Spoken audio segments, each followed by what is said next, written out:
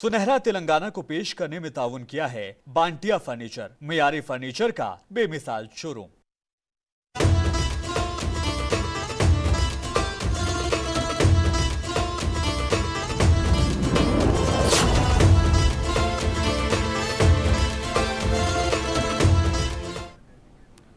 आदाब। सुनहरे तेलंगाना में आपका इस्तकबाल है। मैं हूं आपके साथ सैयद अनवारुल्लाह गौरी। आगे बढ़ने से पहले नजर डालेंगे हेडलाइंस पर। इंतखाबी मुहिम के दौरान बीआरएस उम्मीदवार के प्रभाकर रेड्डी पर कातिलाना हमला, जख्मी प्रभाकर रेड्डी को अस्पताल किया गया मुंतकिल।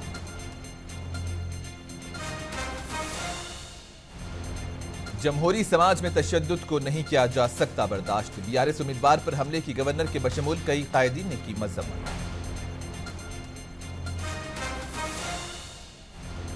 प्रोफेसर कोदंडराम से रेवंत रेड्डी ने की मुलाकात, कांग्रेस के इख्तिदार में आने पर कोदंडराम को सही मुकाम देने का दिया तयक्कुद।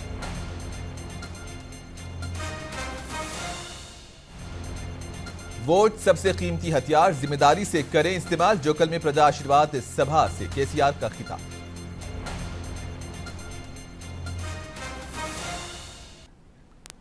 बीआरएस उम्मीदवार के प्रभाकर रेड्डी पर आज जानलेवा हमला हुआ। इत्तलात के मुताबिक आज बीआरएस पार्टी के उम्मीदवार के प्रभाकर रेड्डी पर एक शख्स ने चाकू से हमला किया। यह हमला दौलताबाद मंडल के सुरमपल्ली में किया गया जब वो वहां अपनी तशहीरी मुहिम चलाने के लिए पहुंचे थे। हमलावर की शनाख्त कडानी राजू के तौर पर हुई। जख्मी एमपी को फौरी तौर पर अस्पताल मुंतकिल किया गया, जहां उनकी हालत मुस्तहकम बताई जा रही है, जबकि बरहम कारकुनों ने हमलावर राजू की शदीद पिटाई की।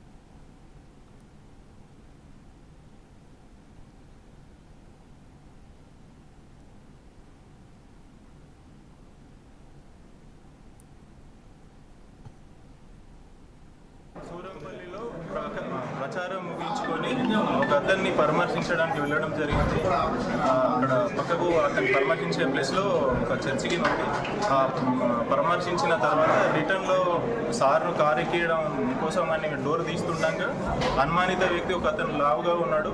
అతను అనుమానితంగా నాకు కనిపించడం జరిగింది. చేయి తీయంగానే నేను సార్కు బ్యాక్ సైడ్లో ఉన్నాను. అది ఇట్లా కూర్చోడానికి పోగానే చేయి పట్టుకున్నాగానే సార్కు కొంచెం కడుపులో తగిలింది. అతని దగ్గర నేను వెంటనే కత్తి గుంజుకొని నాగిన కొంచెం చేయికి కోసుకుంది. ఇది జరిగిన విషయం. ఇది గాయం. रियासत के गवर्नर डॉक्टर तमिलिसाई सुंदराराजन ने बीआरएस उम्मीदवार के प्रभाकर रेड्डी पर हमले की शदीद मजम्मत की। गवर्नर ने कहा कि जमहूरी समाज में तशद्दुद और इस तरह के हमलों को हरगिज बर्दाश्त नहीं किया जा सकता। इन्होंने हमले पर अफसोस का इजहार किया और अपने पैगाम में कहा कि प्रभाकर रेड्डी की जल्द के लिए नेक तमन्नाओं की ख्वाहिश करती हूँ।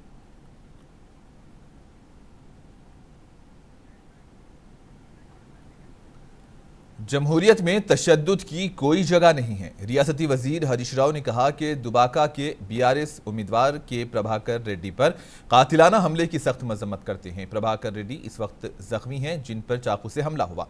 जख्मी प्रभाकर रेड्डी को बेहतर इलाज के लिए सिकंदराबाद के यशोदा अस्पताल में दाखिल कराया गया।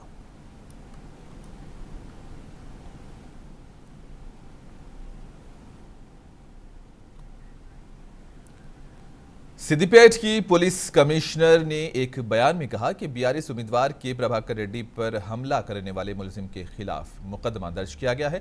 सीपी ने बताया कि हमले की वजह से प्रभाकर रेड्डी के जिस्म से शदीद खून बह रहा था। उन्हें इब्तदाई इलाज के लिए फौरी तौर पर गजवेल अस्पताल मुंतकिल किया गया और बाद में बेहतर इलाज के लिए हैदराबाद के प्राइवेट अस्पताल मुंतकिल किया गया।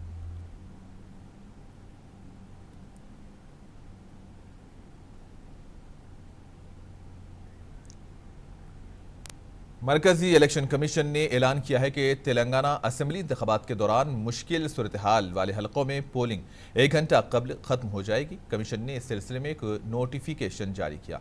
इलेक्शन कमीशन के मुताबिक सरपुर, चिन्नूर, बेलमपल्ली, मंचिरियाल, आसिफाबाद, मंथनी, भोपालपल्ली, मुलुगु, पेनापाका, एलंदू, कुत्तागुड़म, अश्वरावपेट और भद्राचलम सीटों पर पोलिंग सुबह 7 बजे से शाम 4 बजे तक होगी, जबकि बकिया 106 हलकों पर सुबह 7 बजे से शाम 5 बजे तक पोलिंग होगी, जिसके लिए इलेक्शन कमीशन की जानिब से वसी पैमाने पर इंतजामात किए जा रहे हैं।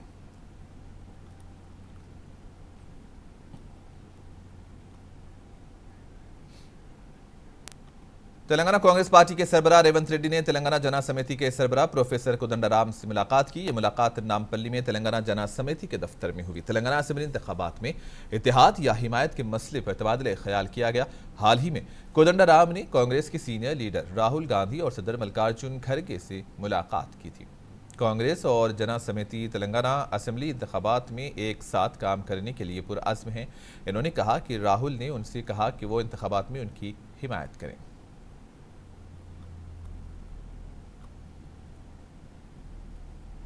నికార్సుగా కొట్లాడుతున్న కోదండరామ్ గారి యొక్క మద్దతును స్వీకరించడానికి ఆశించడానికి ఈరోజు కాంగ్రెస్ పార్టీ తెలంగాణ జనసమితి కార్యాలయానికి రావడం జరిగింది. రాష్ట్రంలో జరుగుతున్న పరిణామాలను దృష్టిలో పెట్టుకొని చంద్రశేఖరరావు కుటుంబం నుంచి తెలంగాణకు విముక్తి కలిగించాలని, ఘడీల పాలన పోవాలి, ప్రజాపాలన రావాలి అన్న ఏకైక లక్ష్యంతో కలిసి పనిచేద్దాం. మీరు 4 కోట్ల తెలంగాణ ప్రజలు గౌరవించే వ్యక్తి. మీ మాటకు తెలంగాణ సమాజంలో సంపూర్ణమైన విశ్వాసం ఉంది. ఆ విశ్వాసం తెలంగాణ ఉద్యమ సందర్భంగా, తెలంగాణ రాష్ట్ర సాధన సందర్భంగా నిరూపితమైంది.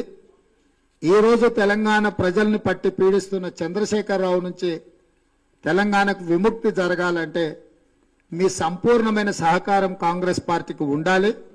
కాంగ్రెస్ పార్టీ అధిష్టానం సూచనల మేరకు నేను, మా ఇన్ఛార్జ్ మాణిక్రావు ఠాక్రే గారు, మా బోస్ రాజ్ గారు, మా విష్ణునాథ్ గారు, మా రోహిత్ చౌదరి గారు, మొత్తం తెలంగాణ ఇన్ఛార్జీలు అందరూ కూడా కలిసి వారికి విజ్ఞప్తి చేయడానికి, వారి సహకారం తీసుకోవడానికి ఈరోజు రావడం, వారితో చర్చించడం. ఇవాళ కాంగ్రెస్ పార్టీ అధినాయకత్వం తెలంగాణ జనసమితి కార్యాలయానికి వచ్చింది. మాకున్న సంశయాలు, మాకున్నటువంటి ఆలోచనలు, భవిష్యత్తులో చేయవలసినటువంటి కర్తవ్యాలు, వీటన్నింటి గురించి మా అభిప్రాయాలను వారితో పంచుకోవటం జరిగింది. అన్ని అభిప్రాయాలు దాదాపు మా దగ్గర ఒక 4-5 ఈ విషయాలపైన మాట్లాడినరు.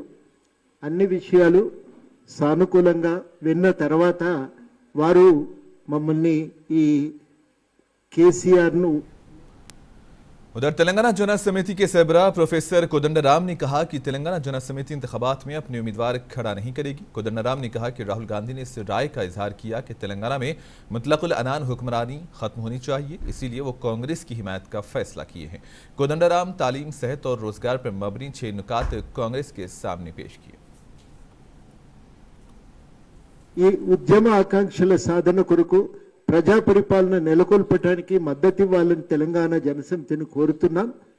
నాడు తెలంగాణ ప్రజలను ఐక్యం చేసి లక్ష్య సాధన దిశగా ఉద్యమాలు నడిపిన కోదండరామ్ తన అనుభవాన్ని కేసీఆర్ నిరంకుశ పాలన అంతమొందించడానికి, స్వేచ్ఛ, సామాజిక న్యాయం, సమానాభివృద్ధి సాధన కోసం సహకారం అందించాలని విజ్ఞప్తి చేస్తున్నామని వారు కోరటం జరిగింది. ఆ మేరకు మేము కూడా కనీసం ఒక ఉమ్మడి అవగాహన లేకుండా భవిష్యత్ తెలంగాణ విషయంలో కలిసి పనిచేయటం కూడా ఇబ్బందికరంగా ఉంటుంది. కాబట్టి మేము ఒక 6 అంశాల ప్రతిపాదన పెట్టినాం. అందరికీ నాణ్యమైన విద్యా, వైద్యం అందించే లక్ష్యంగా వచ్చే గవర్నమెంట్ పనిచేయాలి. ఉద్యోగ ఉపాధి కల్పన లక్ష్యంగా ఆర్థిక విధానాల రూపకల్పన జరగాలి. చిన్న, సూక్ష్మ, కుటీర పరిశ్రమల ఎదుగుదలకు చర్యలు తీసుకోవాలి.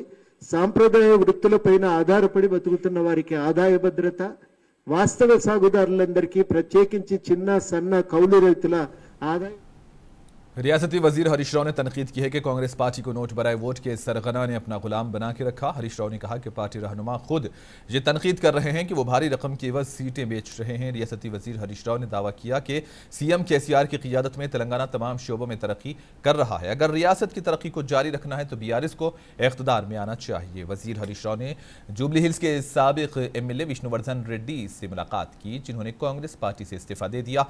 उन्हें पार्टी में मदऊ किया गया। विष्णुवर्धन रेड्डी ने बीआरएस में शामिल होने के लिए रजामंदी जाहिर की।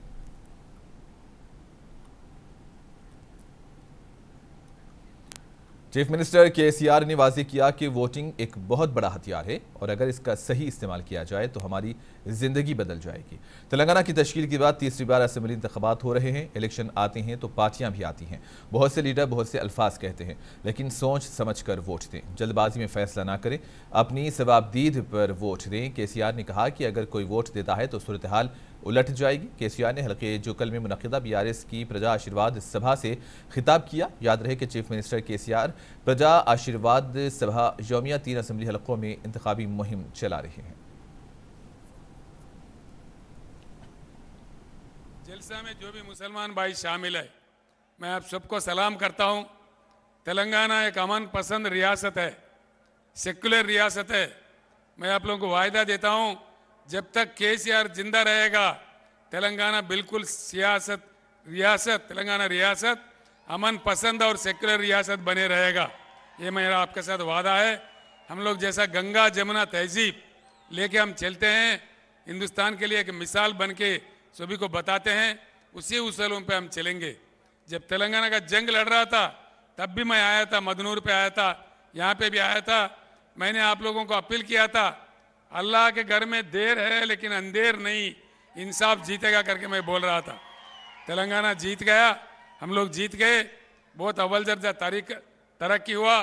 और मुसलमान लड़के और लड़कियों के लिए किस प्रकार के रेजिडेंशियल कॉलेजेस बना दिए गए, उसमें तालीम अव्वल दर्जा का तालीम जिस प्रकार का मिल रहा है आप लोग जब देख रहे। सब भाइयों को साथ लेके, हिंदू मुस्लिम क्रिश्चियन सिख जो भी हो, जो भी तेलंगाना में रहते हैं, हमारे भाई है, हमारे बंधु है।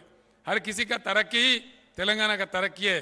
मैं आपको वायदा देता हूं, बिल्कुल ये अमन पसंद रियासत हर किसी को साथ लेके चलेगा और सेक्युलर हिसाब से चलेगा। सर कट जाए लेकिन हम हमारे उसूलों पे नहीं हटेंगे, ये मैं आपको वायदा करता हूं। सोदरलारा, रुकने असेंबली व बीजेपी लीडर ईटला राजेंद्र ने कहा कि चीफ मिनिस्टर केसीआर को शिकस्त देना ही उनका वाहिद मकसद है। ईटला राजेंद्र करीमनगर जिले के जमीकुंटा मंडल के नागारम में वाक़ई हनुमान मंदिर के अपनी अहलिया के हमरा दर्शन किए। बाद अज़ा इन्होंने मीडिया से बात करते हुए कहा कि चीफ मिनिस्टर केसीआर को शिकस्त देने के लिए ही वो हुजराबाद के अलावा गजवेल असेंबली हल्के से मुकाबला कर रहे हैं।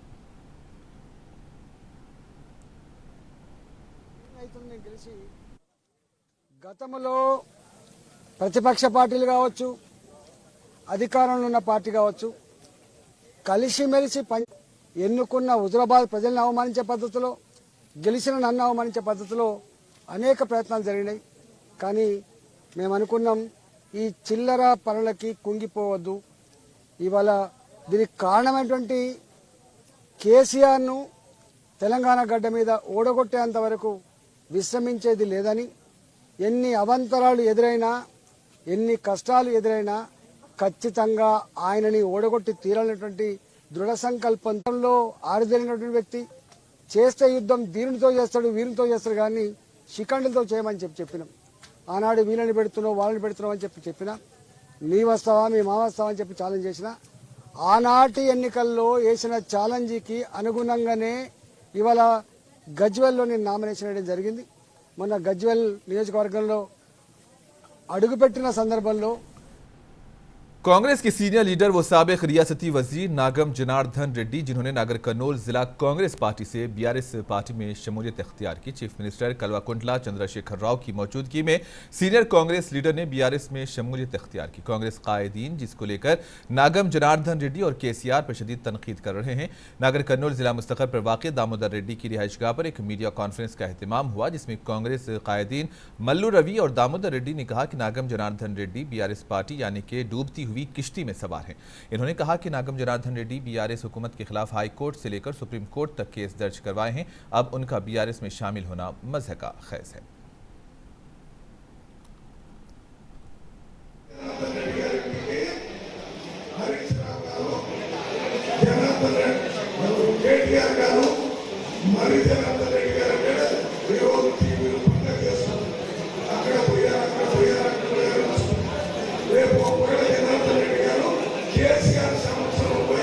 కాంగ్రెస్ పార్టీలో చేరితే అదే టీఆర్ఎస్ పార్టీలో చేరితే రేపంతా టీవీలన్నీ మళ్ళీ పండుగ చేస్తుంది. దాని తర్వాత మీ పరిస్థితి ఏంటి? టీఆర్ఎస్ పార్టీ ఏంటి? మీరు మీడియా ప్రతినిధులను అడిగితే మీరే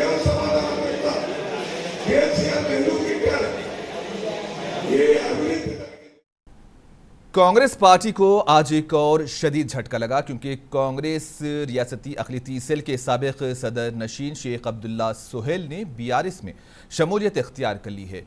कांग्रेस के ये मोहम्मद सोहेल ने वज़ीर दाखिला महमूद अली की मौजूदगी में बीआरएस को ज्वाइन किया। उनके हमरा उनके हामियों की कसीर तादाद भी देखी गई।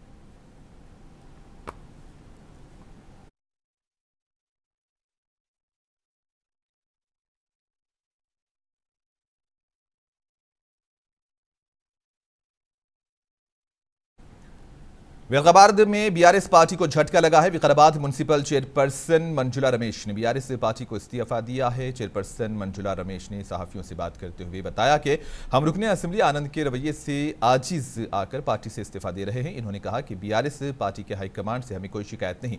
मंजुला रमेश ने रुकने असेंबली बीआरएस पार्टी के उम्मीदवार आनंद पर संगीन इल्जामात भी लगाए। इस मौके पर मंजुला रमेश ने इस बात का भी ऐलान किया कि कांग्रेस पार्टी में शामिल होंगे। हैदराबाद में रेवंत रेड्डी के क़यामगाह पर कांग्रेस पार्टी के सदर रेवंत रेड्डी ने मंजुला रमेश को पार्टी का खंडवा पहनाते हुए इस्तकबाल किया। మనకి సరిపోదు పార్టీ విధి విధానాల మీద ఇప్పటికైనా నా గౌరవం ఉంది యాజ్ ఎ చైర్పర్సన్. ఎందుకంటే నేను రాజకీయాలకు వచ్చినాకైతే ఫస్ట్ నేను జాయిన్ అయింది టీఆర్ఎస్. కాబట్టి నా టీఆర్ఎస్ పార్టీ మీద అపారమైన గౌరవం ఉంది, ఇప్పటికీ కూడా ఉంది, నేను కాదనట్లేదు. కానీ నేను ఇప్పుడు రాజీనామా చేయడానికి ఎందుకు కారణము అంటే 100% ఎమ్మెల్యే ఆనంద్ గారి తీరు నచ్చక మాత్రమే నేను పార్టీ. तो वहीं उधर दूसरी जानिब विकाराबाद में बीआरएस पार्टी के तमाम काउंसलर्स ने एक प्रेस कॉन्फ्रेंस मुनक्किद करते हुए चेयरपर्सन मंजुला रमेश के इल्जामात को मुस्तरद करते हुए इसे बेबुनियाद करार दिया। काउंसलर्स ने बात करते हुए ये बताया कि बीआरएस पार्टी ने ही उन्हें चेयरमैन बनाया, पार्टी से इस्तीफा नहीं, अपने ओहदे से भी इस्तीफा दीजिए। इन्होंने कहा कि रुकने असेंबली आनंद पर लगाए गए इल्जामात बेबुनियाद हैं। ఇది ముందు కొట్టేయండి అని చెప్పారు. ఇప్పుడు ఎస్సీ అట్రాసిటీ కేసు పెట్టిను నా పైన అని చెప్తుంది కదా, ప్రూవ్ చేయనియండి. ఇప్పుడు తను అంత గట్టి చెప్పినప్పుడు నీకు అది ఆధారం ఉంటేనే, నీ దగ్గర ప్రూఫ్ ఉంటేనే మీరు చెప్పాలి కదా. ప్రూవ్ చేయండి. మరి నిజంగా మీరు చెప్పింది కరెక్ట్ ఉన్నప్పుడు మేము మాట్లాడతాం. మీ దగ్గర తప్పులు పెట్టుకొని మీరు ఇప్పుడు కేటీఆర్ हैदराबाद शहर के कारवान की मजलिसी रुकने असेंबली कौसर मोहिउद्दीन ने कारवान हल्के के तहत टोली चौकी डिवीजन और लंगर हाउस डिवीजन की मकीनों के साथ मीटिंग की। खासतौर पर इन्होंने रजाका समाज और धोबी समाज के लोगों के साथ असेंबली इंतखाबात के सिलसिले में तबादले ख्याल किया और असेंबली इंतखाबात में मजलिस उम्मीदवार की हिमायत करने की इस बरादरी से अपील की। इस मीटिंग के दौरान एमएलए कौसर मोहिउद्दीन के हमरा AIMIM पार्टी के कारपोरेटर्स मजलिस के इब्तदाई यूनिट के सदर और सरगर्म कारकुनान भी मौजूद थे।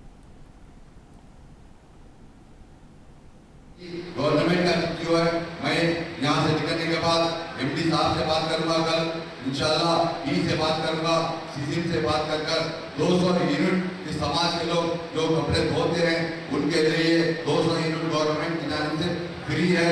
और ये गवर्नमेंट ने तेलंगाना गवर्नमेंट जियो दी, मैं वो जियो के साथ एक लेटर लगा कर भेजूंगा और दीगर आज के पोस्ट से भी मसाइल देंगे।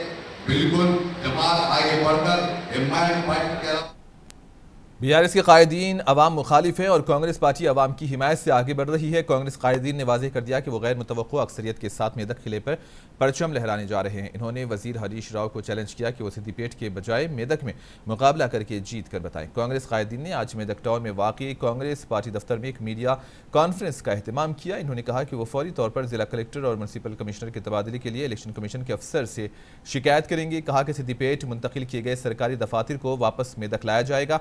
कांग्रेस के कायदीन ने मेदक में कांग्रेस की जीत का दावा किया।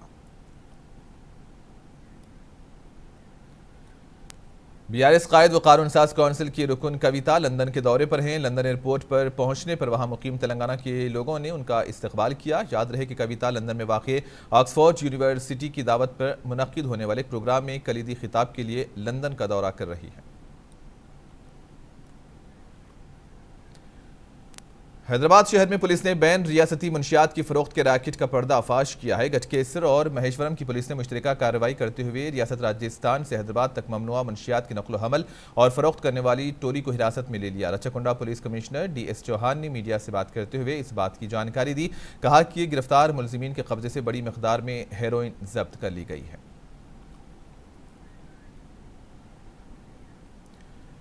प्याज काटते हैं तो आंखों में आंसू आ जाते हैं, लेकिन अब प्याज के खरीदने पर भी ये शक्ल देखने को मिल रही है। जी हां नाजरीन, प्याज को गरीबों की सब्जी कहा जाता है, लेकिन अब ये गरीबों के दस्तरखान से भी गायब होती दिखाई दे रही है, क्योंकि मुल्क भर में प्याज की कीमतें आसमान से बातें कर रही हैं। हैदराबाद में प्याज की कीमत में अचानक इजाफा हुआ। शहर में 80 रुपये फी किलो प्याज फरोख्त हो रही है और एक माह कबल तक प्याज 100 रुपये में 6 किलो फरोख्त की जा रही थी। पहले से ही महंगाई से झुलस रहा गरीब और मुतवस्सित तबका प्याज की कीमतों में अचानक इजाफे से मजीद परेशान हो चुका है।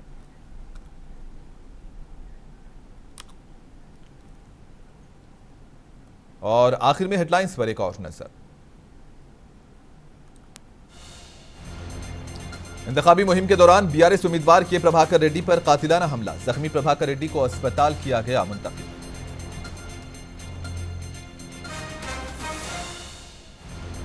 जमहूरी समाज में तशद्दुद को नहीं किया जा सकता है बर्दाश्त। बीआरएस उम्मीदवार पर हमले की गवर्नर के बशमूल कई कायदीन ने की मजम्मत।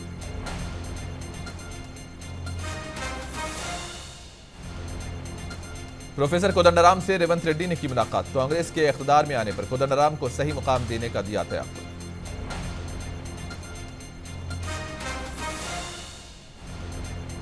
वोट सबसे कीमती हथियार, जिम्मेदारी से करें इस्तेमाल। जोकलमिया प्रजा आशीर्वाद सभा से केसीआर का खिताब।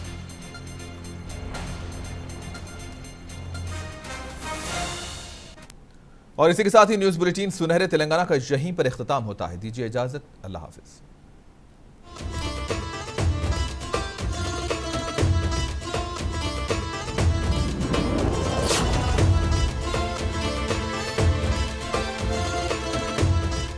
सुनहरा तेलंगाना को पेश करने में ताउन किया है बांटिया फर्नीचर, मियारी फर्नीचर का बेमिसाल शोरूम।